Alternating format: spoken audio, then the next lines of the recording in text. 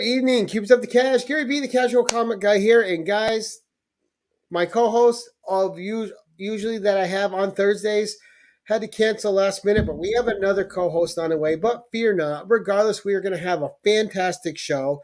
And somebody that's been watching for a while, and I finally was able to reach out and get him on the show when I started getting more slots that I could schedule. And our guest of the hour, of course, is Warlord. Warlord, how you doing tonight, James? I am good. Thank you so much for having me on. I was excited when you reached out to me. I hope tonight's going to be a great show.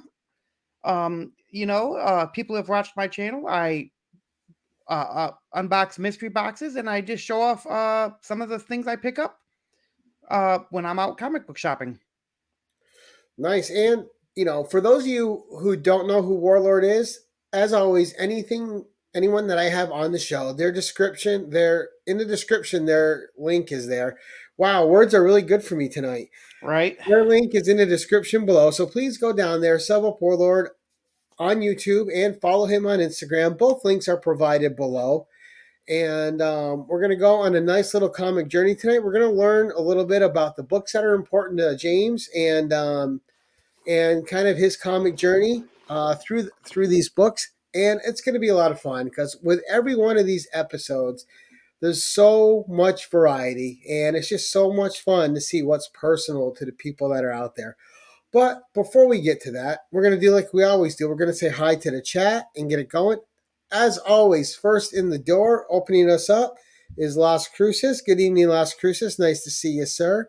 Johnny Five Alive. Good evening, buddy. We're going to have to get him on the show too at some point. Psychedelic Comics. Good evening, sir. And as people are getting the notifications, this is really going to start filling up. But as it's filling up here and we get this going, I want to ask you, how hard was it for you to pick out 12 books to come on the show? Was it easy, or was it kind of I picked some, I put some back, I grabbed some more, I put some more back? Well, I started off with about 30 books and I slowly whittled it down to the 12 books that I have. Nice. Because I have a whole collection of books, as you can see with my back wall of just beautiful sets that I have. So about how long have you been collecting, James?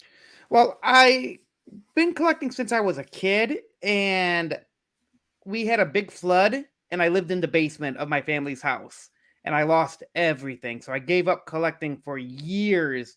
And then right around when Rebirth, DC Rebirth came out, I got back into collecting, and it's just been fun ever since. And I got a lot of my old books back that I lost, and more books that I didn't think I would have. Can you hear me? Okay. Oh yeah, we can hear you. Okay, great. Hey guys, our special co-host of the evening coming in for the save, our very own head of the Justice League over there, Joe from Anachronic Comics. How you doing? Hi, Warlord. How you doing? Not too bad. How you doing, Joe? Nice to meet you. I'm out of breath. Thanks for coming in the last second to help us out, Joe. I appreciate it. Happy to do it. All right, so without further ado, we are going to get going and take a look at your first book and, start this journey with you, James. All right. Well, this was one of my favorite video games of back in the day, and this will show you my age. If you remember when it first came out, I will say it came out for the Nintendo. And the stuff I've been collecting recently that I've absolutely loved is video game and 90s cartoon, 80s and 90s cartoon comic books as a little hint. So as my first one. Ooh, Double Dragon. Double Dragon.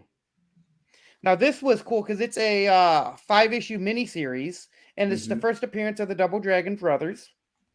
And great read, but like what we were talking about backstage, the first 3 issues were done by one writer, and I can't think of his name, and then the other 2 were completely done by somebody else and like went in a completely different direction. But still, it was a great read and just very nostalgic for me. And then of course they had a cartoon series back in the 90s, Double Dragon. Right, and then they had that movie too. Yes, they had the movie. Now I'm a guy from like way before the 90s. So this 90s stuff is new to me. So this Double Dragon, was it some kind of And I know Kung Fu was kind of big back then. Is that what it was? Yes, it was two brothers that were trained by two different masters.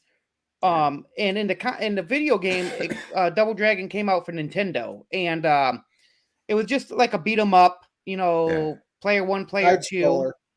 Yes, side scroller. And it was just a fun game back when I played it on Nintendo. And then, of course, I watched the cartoon in the 90s.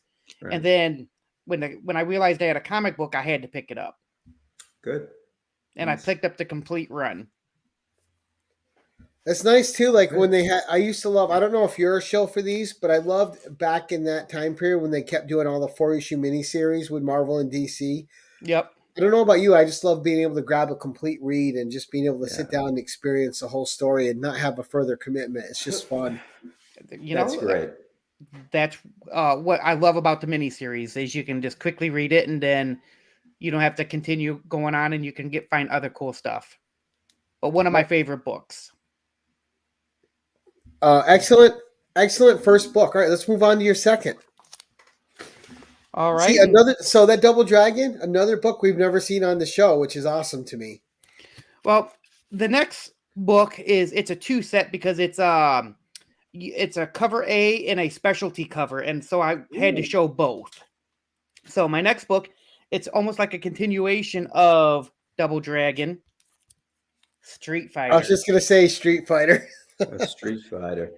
And that one I know a little bit about. That one, and of course, you had the arcade game, which I absolutely loved playing. And this also had a 90s cartoon. Now, who's your favorite character to play? My favorite character was Bison. Captain, really? Huh? Yes, I love playing Bison. M. Bison. And not only that one, I have the specialty one. It was a limited print run of 1800. Ooh. Or 1800, and it's the gold foil.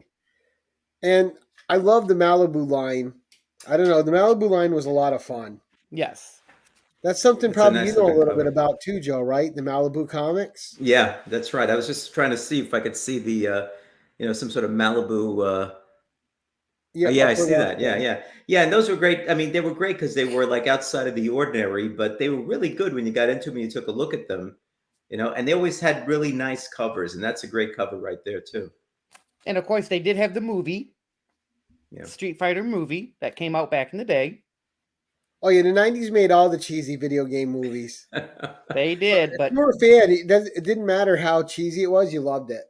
So, but that's why I have both of them here. Oh, nice. It makes me wonder if we're going to see Mortal Kombat here soon.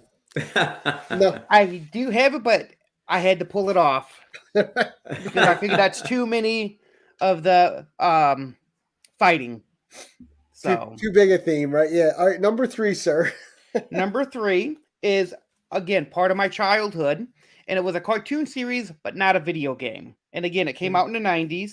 I'm sure a lot of people know about it, but it was Street Sharks. Oh, Street Sharks. That was a little past my time. And well, in the 90s, the Teenage Mutant Ninja Turtles were so big that they were just making spin-offs of other creatures, and I loved it. And so I got the rarer one. And the cool thing about these books is at one time, these were really hard to find. You couldn't even really find them on eBay too often. But the nice thing is about my Street Sharks is they are actually 90s newsstand. Oh. So I got both copies newsstand, and almost impossible. You could find the directs of these more common than you could find a newsstand. So I had to pick them up just of the fact that they were newsstand. And that was only a 2-issue run, huh? No, this is the second series number 1, and this is the first series number 1, and this is the second series number 1, and I believe the first series only had 5 issues, and then the other one had, I think, 12 issues. So still a mini series, but awesome toy line. I collected the toys when I was a kid. I watched the TV shows. My son was born in 92. And so some of these things kind of like, I don't know, it's like I'm, in my memory somewhere, but the memory bank is way back in back here somewhere, something like that. But I remember Street Sharks for some reason, but I can't tell you why. I do remember it. And there was now, is there a '90s cartoon that didn't get a comic that you wish had? Because for me, the cartoon that didn't get a comic that I wish had was Thunder the Barbarian. Huh. That one. There have been a few that I didn't think they had a comic book for it, and it turns out that they did. Mm-hmm. But there was a few. I can't offhand think of a couple of the cartoons that I watched that they didn't make comic books out of, but most of them they did. But I didn't know about it until I just happened to go, I didn't know this was a comic book. And I'm like, I have to pick them up and read them. Right. And like I always say, some of the cool things about those is you don't get trades of them. You either have them or you don't. Exactly. That's right. Yeah. So that little fact about those type of things always intrigues me and always makes them more interesting to me. I picked up many just because I know that you can't get it in a trade, just so I can have it. Like right. I do have a Silverhawks #1 in near mint condition. And another favorite of mine from then too was Defenders of the Earth, and I have those. And you had all the King characters. Joe, what was that old comics that had the Phantom and Mandrake the Magician? And it was it King? I can't remember now, but yeah. Those guys kind of bounced around from Golden Key to others, but yeah, I think it was King Features Syndicate was the one that had that because they had the rights to it. Yeah, that's right. And yeah, they had all those characters and just great stuff. So you had Cali Comics asking if that's a real Turtle Mania behind you or a print. That is a print that I have. I actually have two prints, two Turtle Mania prints in that one frame back there. That's the lower of the print run that I have. But still one of my favorite prints. Nice. All right, so #4, sir. All right. Now, again, this is still coming from the 80s and 90s. This, I was actually surprised that they made a comic book out of, but I absolutely loved the movie. And hopefully you guys would know this movie. It was one of my favorites because I love horror movies. So you had me at horror. The Lost Boys. Yeah. Now this was a 6-issue miniseries. It took place right after the movie of the first movie. Cool. See, I did not know about that comic series. Oh, great read. Yeah. I won't go into any spoilers on this, but a main character no longer makes it. Ooh. And you can find out why in this book. But it's got to be one of the brothers. I'm not saying. But I got that one, but I also got the variant cover. And look at that. If you guys remember the movie, at the beginning of the movie, you see the shirtless saxophone player with all that baby oil on him. Well, come to find out, you find out in the book, and I'll give it a little bit of spoilers, not the major one. He's actually a secret vampire hunter. And the baby oil is actually holy water that he goes around. And when a vampire tries to touch him, that's how he can find out who's a vampire. Oh, cool. So, fun read, great book, and it was a great movie from the late 80s that I absolutely loved. Right. And I'm gonna have to look those up, and now I have to beat Dr. Von Hoots to him because now he's gonna look for him too. There he goes. Yeah. See, and that's what I liked. I didn't know these existed either, and then I was just going through, and I happened to find out. I'm like, oh, I gotta get it. It's the Lost Boys. Right. So now, is that one of your favorite old school horror movies? Yes, one of them among many. Dawn of the Dead too. Fun. Now, I'm a werewolf guy, not a vampire guy. And I like the Lost Boys, but I will have to admit I like Fright Night better. Fright Night? I have a vampire tattoo, so that tells you about I like vampires. So, but great read. So if you do pick these up, I think you'll enjoy the read. I mean, this had me going. So now, what do you think? I didn't watch the direct-to-video sequels because it just didn't seem worth it. Did you watch them? And I did. They were okay, but nothing beats the first movie. Ooh. So you got Jason asking, what book did Corey Haim say he was looking for in the comic store? I forgot. It's been a while since I've seen the movie, but I know that's the other thing that I liked about the movie is a lot of, they spent some time in the comic shop talking about comic books. Yeah. Right, it's fun, and and I haven't watched that movie in a while, so I think I need to rewatch it just for nostalgia's sake. Yeah, me too. Now I'm trying to remember it, and it was such a long time ago that I saw it. I don't remember much about it, so I think I'm going to have to look it up myself. I always remember the dinner scene with all the garlic. He goes, "No, I like garlic. It's just a bit the much." garlic is important. That's 'Cause why that guy was being What's that? Italian, we eat garlic all the time, so we don't have to worry Right. about any of those like vampires coming around because we have it on our breath all the time. You're already immune, right, Joe? That's right. It's immunity built up over years. All right, number 5, James. Again, it's 90s goodness because that's really all I brought.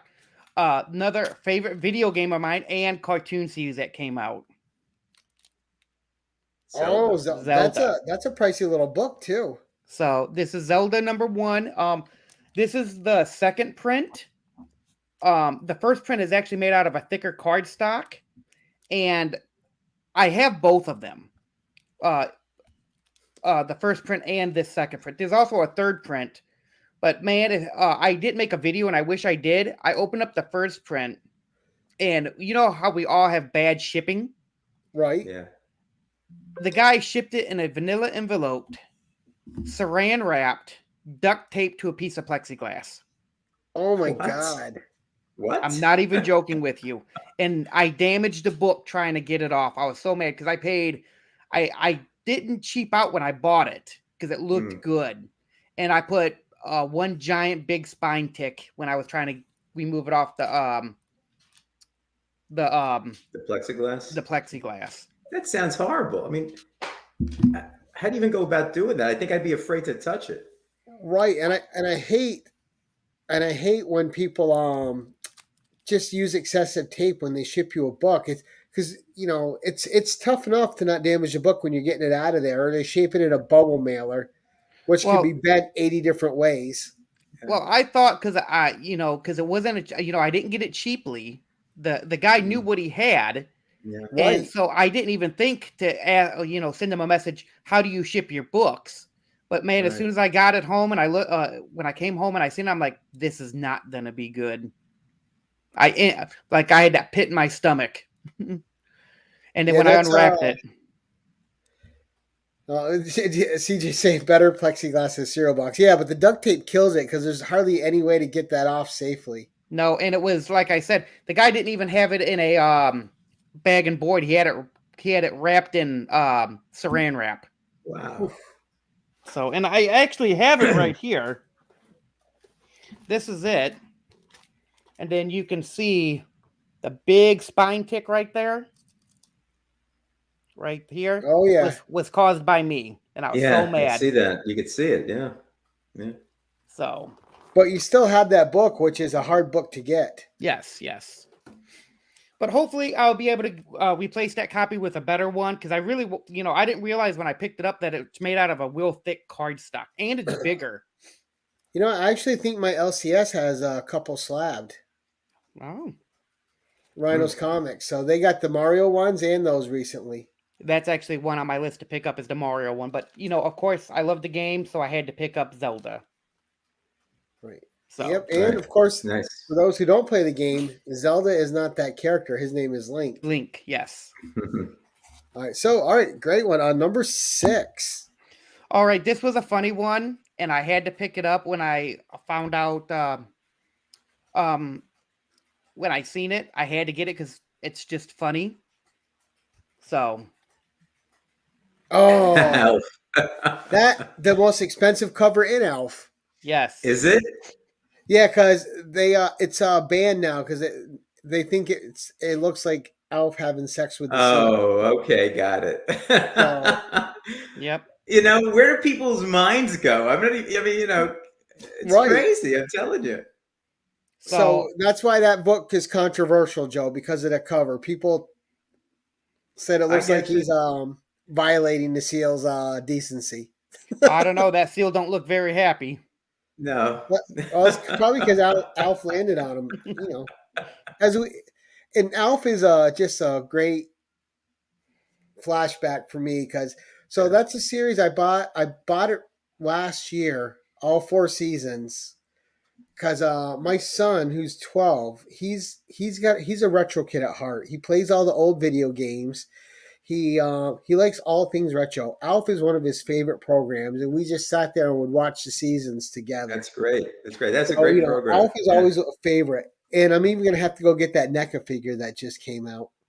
And the other book that I was actually looking for, but I guess they didn't make it into a comic book. Do you guys remember the show called Dinosaurs? Yep. Yeah, I do. I tried to look it up to see if they actually had comic books of that, but they didn't. Well, it was only on for about a prime candidate for comics, that show. Yeah, and that was only on for about a season and a half, as I remember, because I really enjoyed it. I thought it was great, and when they ended the second season or something after maybe a couple of episodes, I was kind of bummed on that. I thought it was funny. Yeah. But yeah, so again, with the 80s and 90s cartoon or movies or shows, I had to have this one in it. The good old Melmacian. Now that I know that it's been banned, I'm gonna keep my eye out for it. Now, right, it's a ghost of a book. It's really hard to find, Joe. I can see that. Yeah, that's in great shape too. Oh, I want to say has to be 9294 condition. Looks great. Looks great. Now, did you watch the show a lot back then too? Me, yes. Do you remember the Christmas episode, which ended up being a real downer, sad episode with Alf and the little girl that was dying? I vaguely remember that episode. It's well written and it's really sad. But my son was so mad at that episode because it made him cry, and he was watching Alf to laugh and have fun, and he was so mad that it made him sad. I'm like. So it's a funny memory for me because my kid was just, I can't believe they made me cry. Yeah, right. But good stuff. All right, number 7, sir. All right, now number 7. This one sort of hits a little home for me because back when I eat Lucky. No. Yeah, eating the cat. This next book, this was my very first comic book when I was a child. I picked up off the newsstand. And I lost it when my room flooded, when I lost all my whole collection back in the day. Oh, but when I got back into it, I had to pick it up, and I wanted to get it slabbed. And it's one of my favorite X-Men characters. Bishop. Bishop number 1 from his 4-issue miniseries. I thought it was the coolest thing because I read the bottom. First issue collector's item. I was like... young, and I'm like, oh, look at that, I got a collector's item. Right. But if you guys noticed, it has a signature. Oh, whose signature? I can't really tell. Stan Lee. Oh, Stan Lee. Oh, wow. And that's what I liked about this one, because value to it. Not too much. I mean, he had nothing to do with this, right? But that's what I liked about it, because I'm like, he didn't really have nothing to do with it, and I'm sure he has not signed too many of these books. So to me, I feel like it's more of a one-of-a-kind book signed by Stan Lee that's a 9.8. Right, and not only that, but Bishop lives in the world in the universe that Stan Lee created, so helped create with so many other creators. So it doesn't matter wherever you get a Stan Lee signature, it's a gem because you can't get them anymore. Exactly. Right. So I'd like to say I might have one of 5 of Bishop's that he's actually signed. So that's what makes this so cool to me. And again, this was my first pickup when I first started collecting comic books back in the day. That's super. So yeah. CJ asking if that was a variant cover. This one, no. This was the first issue. I don't remember ever knowing there could be a variant cover, but as far as I know, this is the original print.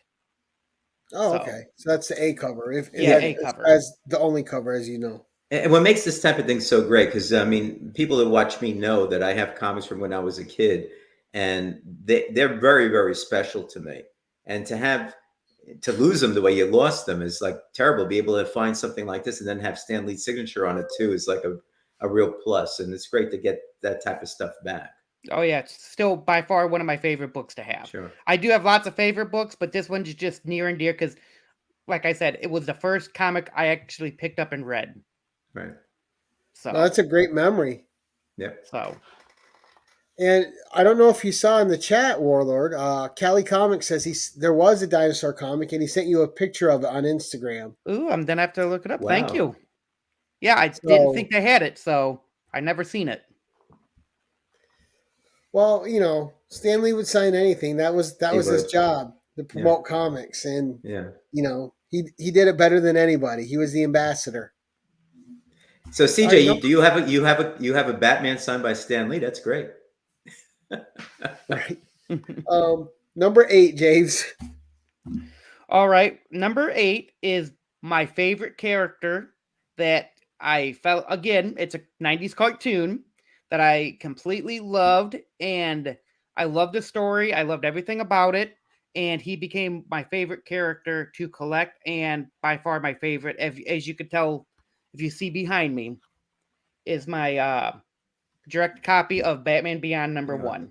Oh. 9.4. Nice. Not an expensive book, but a book that, well, it's gotten a little more expensive in the last couple years, but my favorite character, I love old Bruce Wayne. I love the main character, Terry McGinnis. And so he was a childhood cartoon that I loved, and I picked up his book.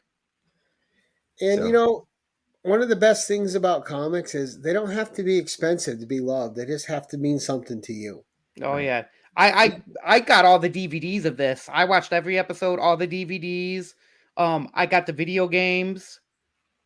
So I remember when this came out, because believe it or not, although I'm a bit older, I used to get up Saturday morning and watch all the cartoons, you know, because of superhero stuff. And when this came on, I thought it was great. It was a different take, you know, on Batman. And when I was watching it, old Bruce Wayne was old. Now I'm looking at myself and saying, hey, you know, I could play that Bruce Wayne character now. You know? But it's a great show, and it's great to have that memory and to get a comic book like that. He looks great there, and you see them at the bottom there. You see Bruce and Terry there as well. So that's good. It's a great book. What was cool too is it's a cool character design. You still know it's a Batman character, but the costume's so different, and the color scheme is it's nice. Right. And what I really liked about this, back before they, you know, extended the lure of who Terry McGinnis was, I love the fact that he had no ties to the Bat family. Right. At the time, he was just some kid off the street. Right. That became Batman, and that's what I liked the most, because it's like had really no ties to the Bat family or at the time Bruce Wayne, and I'm like, this is a cool story. This is great. You know, you know what I thought was best about him? That Bruce was such a pain in the ass, right? Grumpy old man, and he walked away a bunch of times, but he always came back. But it's like, but Bruce was so tough on him, and you know that he's sitting there saying Bruce is just trying to make him tough, you know, make him into a Batman. But you know, he had a lot of guts as a character too, just coming back all the time. I loved watching that TV show as well. Yeah, Cali Comics saying Beyond is brilliant because they aren't just rebooting Batman; they are going into a time period never really delved into.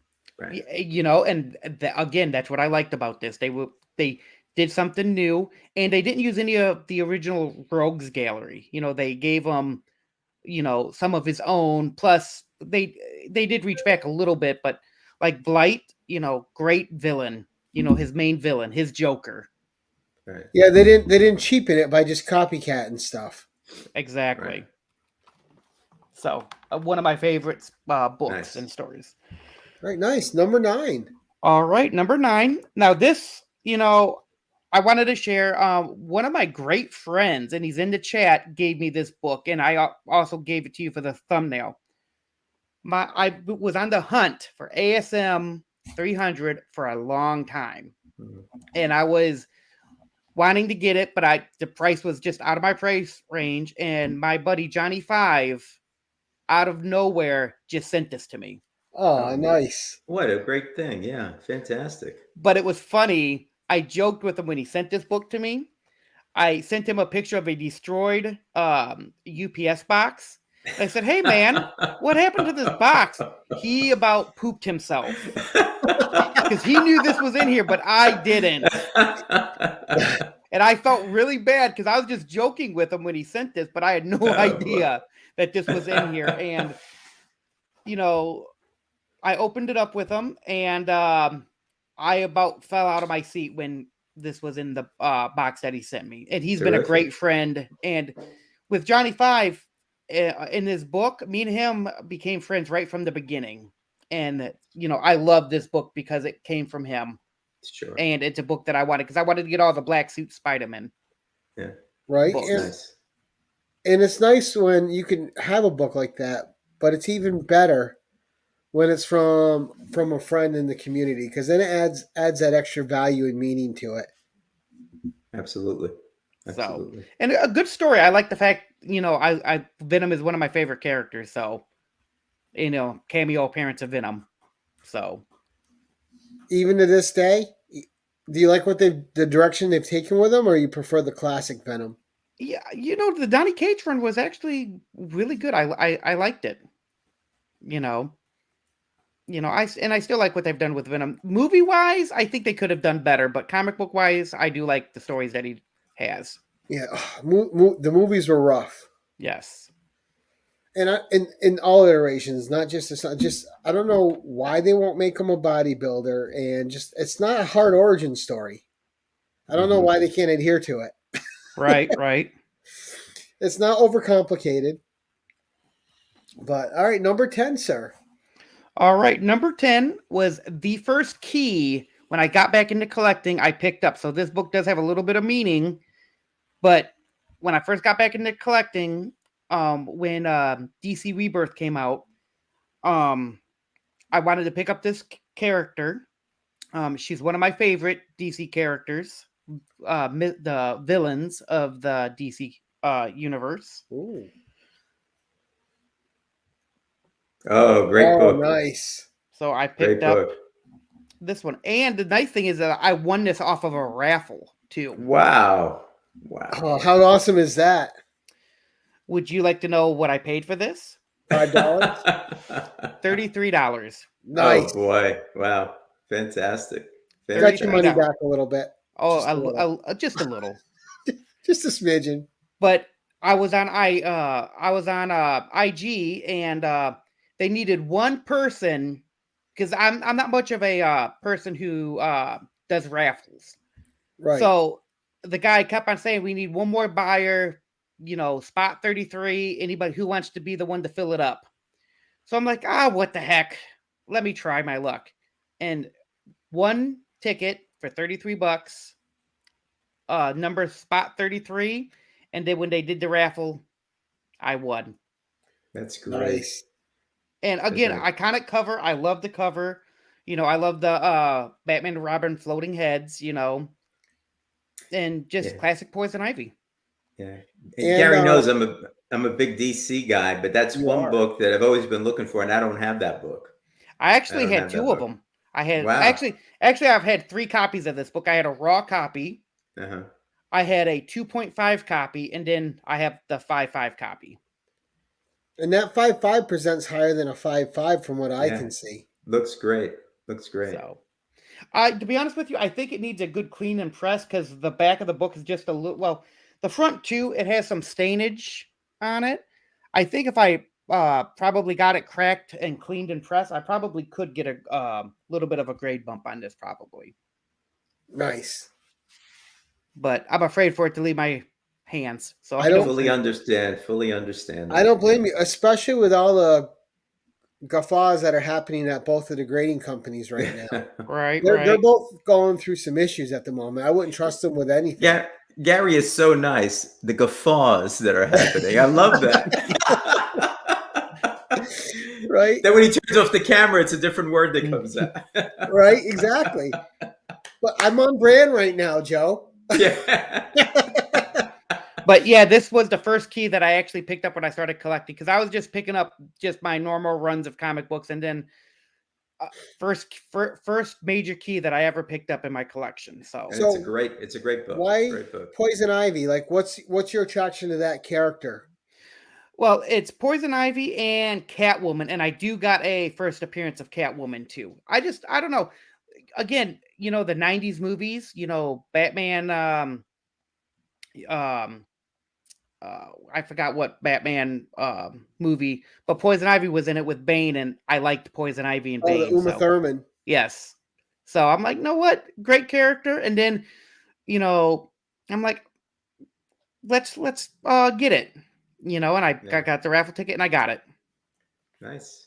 That's So, a great It's a great story, story. man. Yeah, great story. You gotta Love love it. when you can win a book on a raffle. That's how I got my ASM 194. I had I think I got that for $2. Wow. Nice. Nice. I mean, it's only like a 354, but I have it.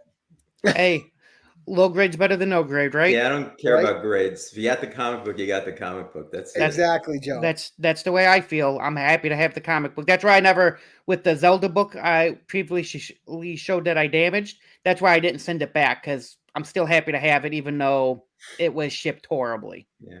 Yeah. Right, it's still a prize. All right, so you're 11 with an extended personal story. All right, my 11th book. This one has a lot of meaning. I'm sure a few people in the chat know. This book came from a mystery box from the comic Jabroni, and it was his grand prize book off of his second round of mystery boxes. I don't remember what he was selling them for, but I wanted to help him achieve his goal because he wanted a Teenage Mutant Ninja Turtles #1 first print. And people may know the comic Jabroni is no longer with us. But I still like the fact that he did get his book before, tragedy happened. But I won, and this will never leave my collection. Nice. Oh, wow. Nice Is a book. 2.5 Avengers 4, the first Silver Age of Captain America. Nice. Nice book. So I love this book. I'm happy. Now, I know it didn't come out of his collection. He has a best friend that donated it for his mystery boxes. But, I'm like, never thought I would actually own. And at the time when I won this, the Avengers movies were coming out. So this was a pricey book. Yeah. But I was excited to get it. Nice. Nice book. And it was already slabbed with the 2.5 on it, or you sent it out? Okay. It was already slabbed 2.5.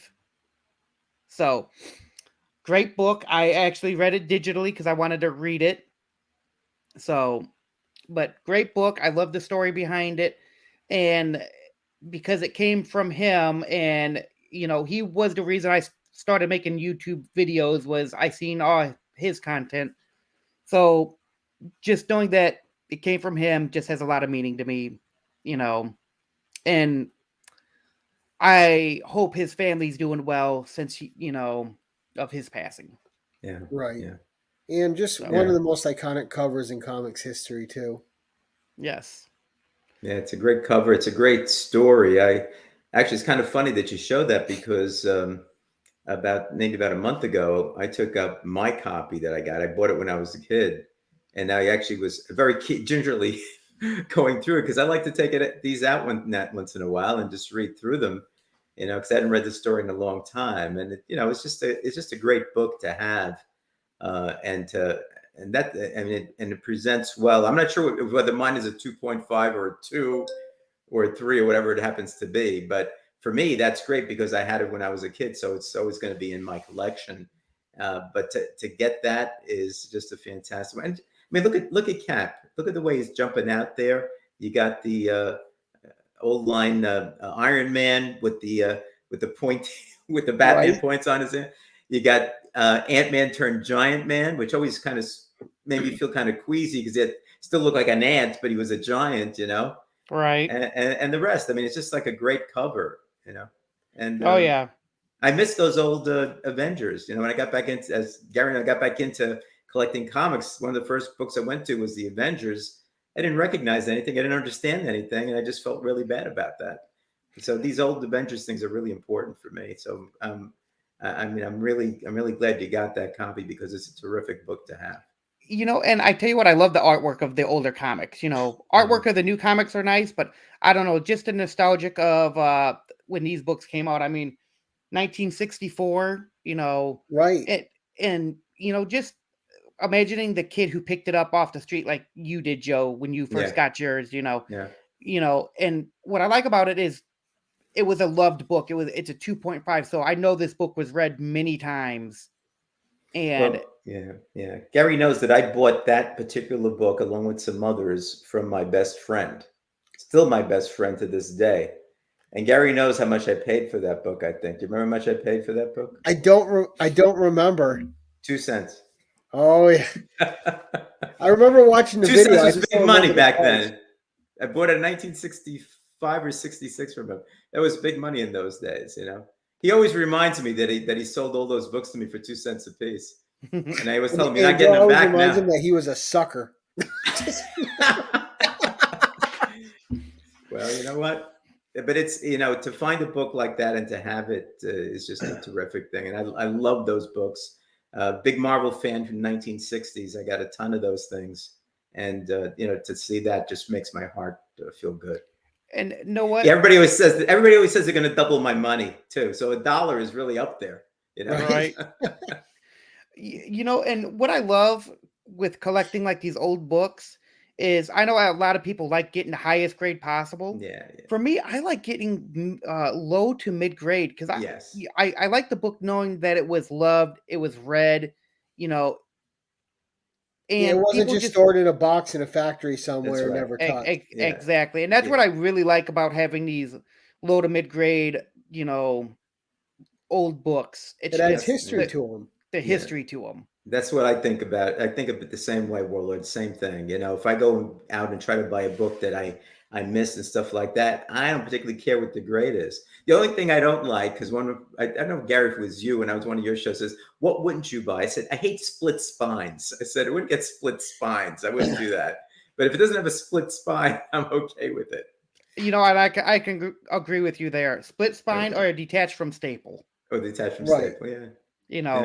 Other than that, if it's crinkled, dog ear, I'd still take it in a heartbeat and not even think twice about it.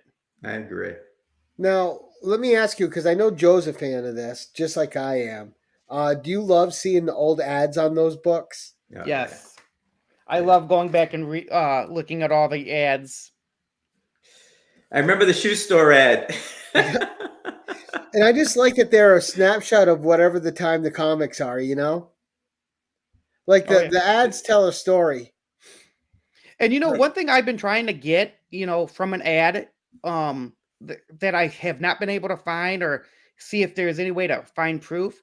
I've always wanted to see if I can actually get a ring off of a Mark Jewelers ad.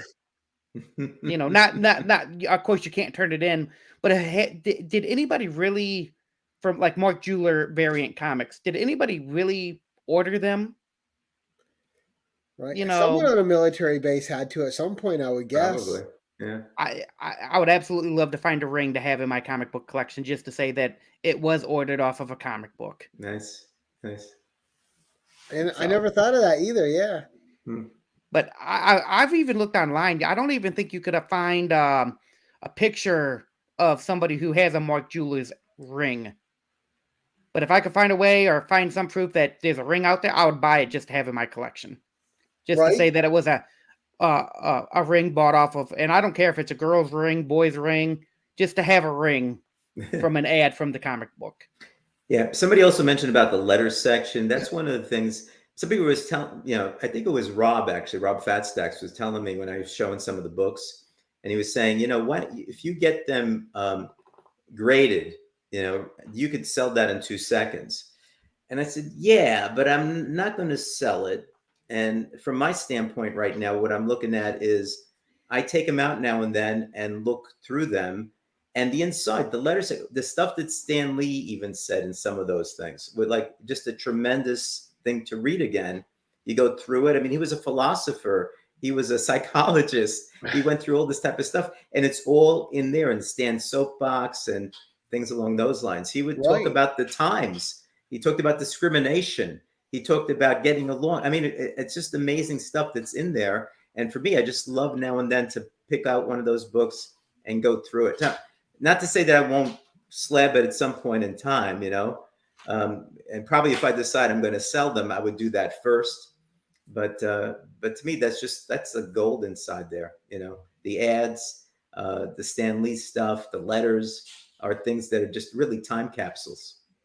And if I ever go to a comic shop and I find like a 12 center, even if it's not a key, I still pick it up just so I can take it home and read it and look at the photos. I got a long box full of just 12-cent comics and 10-cent comics that ain't got no major value, but I still like to just sit down and just open them up and read them and go, man, love it. The 60s was the Marvel age. I mean, that's right. Really there. So if you can pick up any of those, even if they're ones you don't even know about, I'd snap them up in 2 seconds as well. Yeah. And I think Joe will agree with me on this one. I think sometimes people make too much out of the value, the monetary value of a comic over the history of the comic, or just the contents of a comic. Yeah. Oh yeah, I just love to sit down and just read them. Right. Old, and new. The smell. Do you like the smell? Because I love the smell of the old comics. I do like the smell of the old comics. I open up my long box of my old comic books and just go, yup.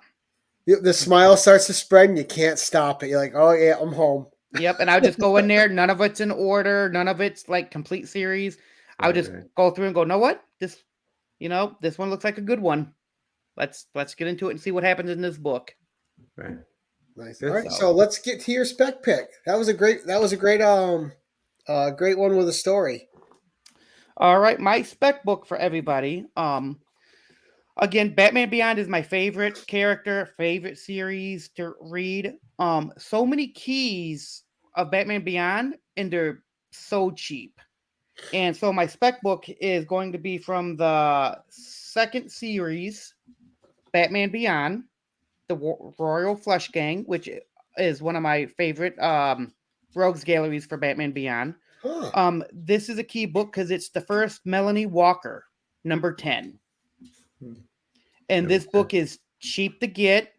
And if they do make a movie, I'm sure this character will be in it because it's actually a love interest of Terry McGinnis.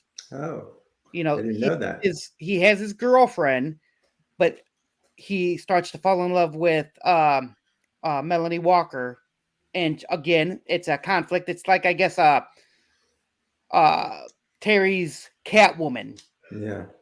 All our heroes need the conflicting woman supervillain to love, right? You had Spider-Man with the Black Cat, Richard Hardy, Batman with Catwoman, and now you got Terry McGinnis with Melanie Walker. Yes. Nice. So that will be my spec book. And again, a lot of Batman Beyond keys are actually not very expensive. And me, if I'm not into a key book, I'll still pick it up and hold it for trades later on for stuff that I want. I'm not a flipper or a reseller, but if I can make trades with my friends to get books that I do want, I'll pick it up. So even if you're not a Batman Beyond fan, it's a cheap book to pick up and save. I do the same thing. There's books I get from, and I don't do a lot of mystery box, but there's books I'll get in them, and I know it's not for me. I always trade them for books that I love being a niche collector because people don't like everything I like. So I'm usually able to get something I want at a decent price, right? I just recently traded a book I cared nothing about for an Avengers Annual 10. Nice. Yeah. Because I have one, but it's like a 3 or a 2.5. This one's probably like an 8.5 or a 9. But trading is the best way to go. I love trading. Love trading with people I met off of IG and good friends, and I've got a lot of books just from trades.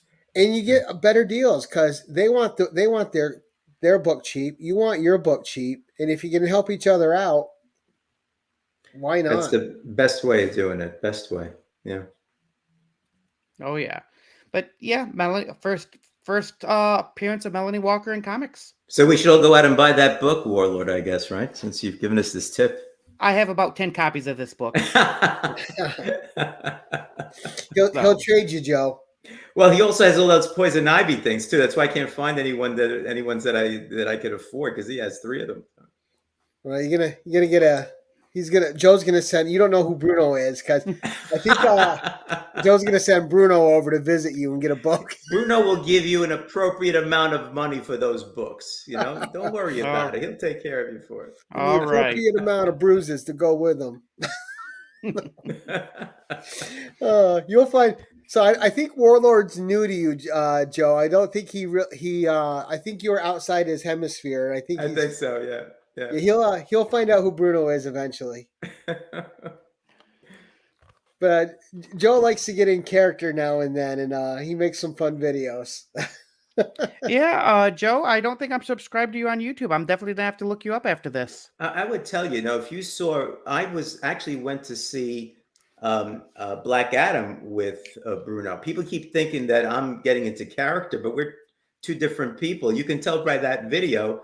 Joe and Bruno go see Black Adam that we are two different people. We went together to see the movie. We're in the same car at the same time. We sat on the couch at the same time. So I don't know what you're talking about, Gary. I really don't. Looks like I'm getting a visit.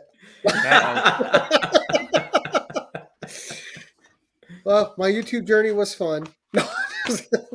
Yeah, those are some great books, Warlord. I mean, some I didn't really know about, so I learned something from you today. But I'm glad at the end you came up with like 3 or 4 books that I could really kind of sink my teeth into, Well, I definitely wanted to give, a little bit of this and a little bit of that. Originally, I started out with like 30 books, and I just slowly broke it down. And, it's so funny because I get that same story from everybody. Well, you asked for 12 and I had 40. I had 50.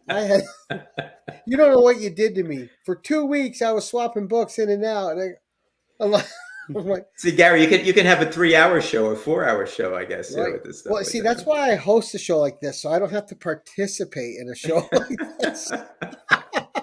It's a great show. It was a great idea and a great show. No one else can tear their collection apart. I don't have to. And I get to see cool books. Like you came on tonight, and with the exception of ASM 300, we haven't seen any of those books on this show before. Well, that's good.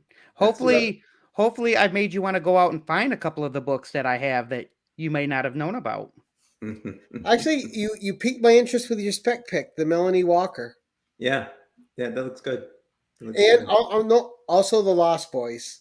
The Lost Boys. That's a good read. I'm telling you now.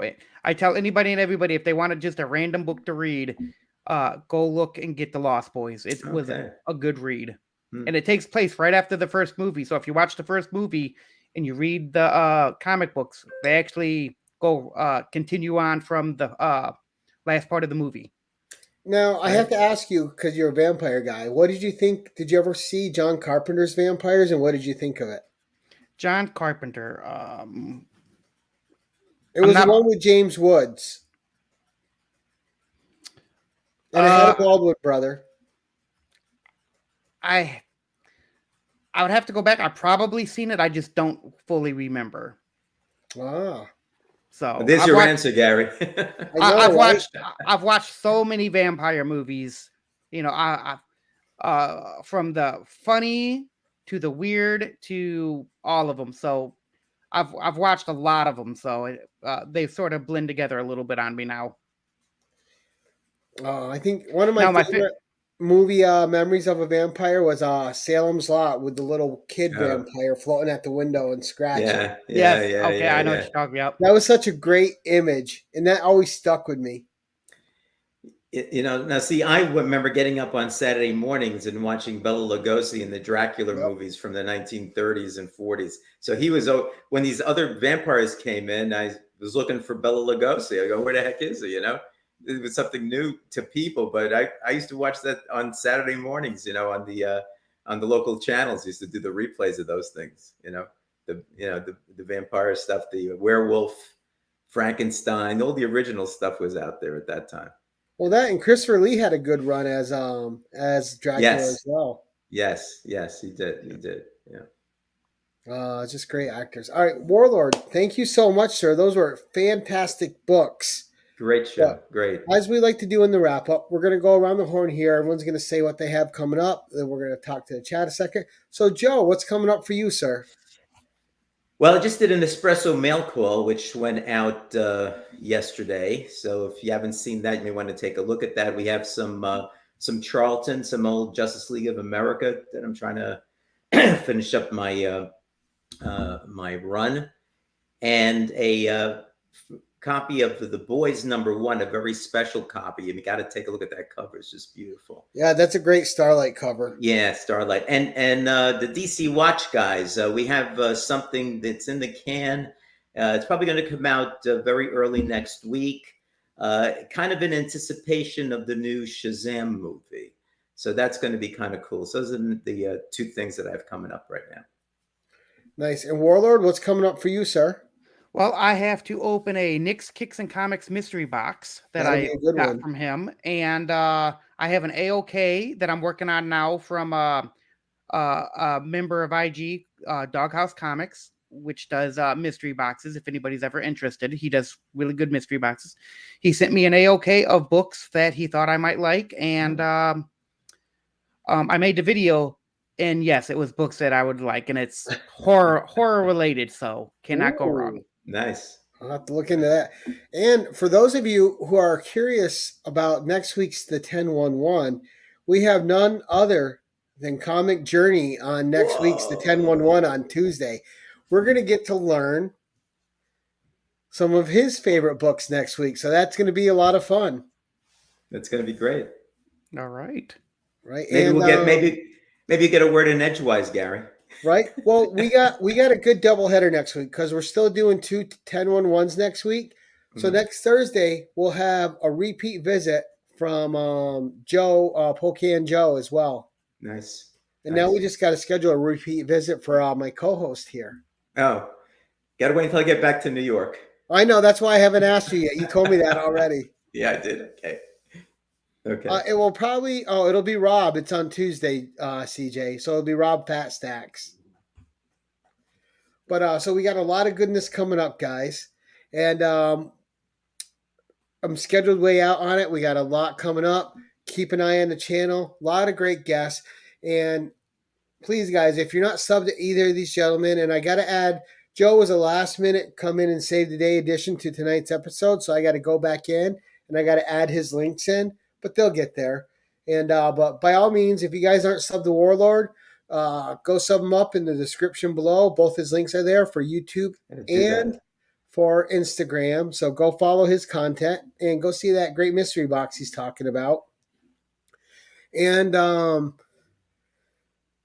thanks, everybody. Like, you guys don't know, I say it every week. I really do appreciate everybody that spends time on my channel, whether you're in the audience, whether you're my co-host or my guest. No one has to come on my channel for anything. And the fact that you guys all do is absolutely fantastic and incredible to me, because I'm just some old nerd talking about a bunch of bullshit. So thank you guys so much for coming on my channel and spending time with me. I appreciate everybody very much. And as I like to end these things, guys, until next time, keep it casual. Yeah. Attention all, use channel sponsor Rogue Trader at theroguetraderutah.com and my code Keep It Casual for 10% off your comic cleaning and pressing needs. Remember, when submitting your books to be graded, use a trusted professional.